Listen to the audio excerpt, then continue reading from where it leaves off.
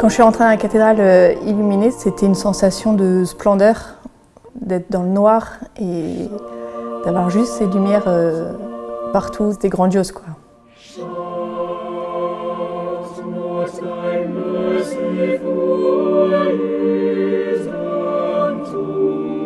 Par moments, on fermait les yeux pour écouter la musique, et à d'autres moments, on ouvrait les yeux pour profiter de la lumière. C'était, j'allais dire, envoûtant, tellement c'était extraordinaire. Par rapport à la fragilité d'une petite flamme, une bougie toute seule ne peut pas faire grand-chose.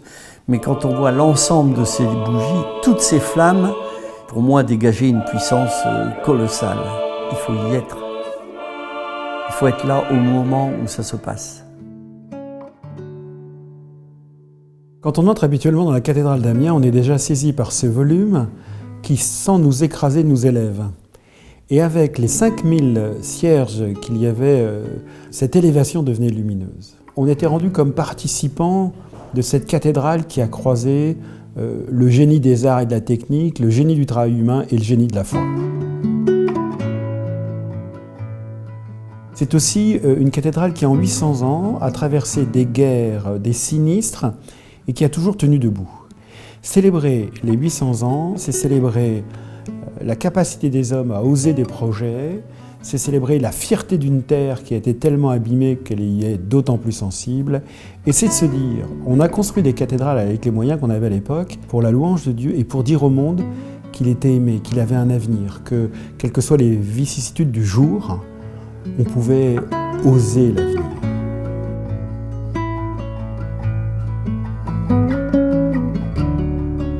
Le même esprit qui a pu permettre la réalisation d'une telle cathédrale il y a 800 ans anime encore le cœur des Picards. On est capable de réussir des grandes choses et cette réussite est de bon augure pour la suite.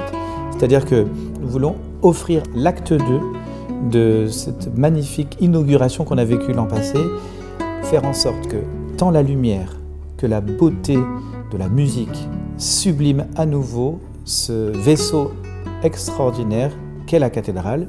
Elle part pour 800 ans d'une nouvelle croisière et nous voulons vraiment marquer le coup. Et puis on a besoin de se rassembler.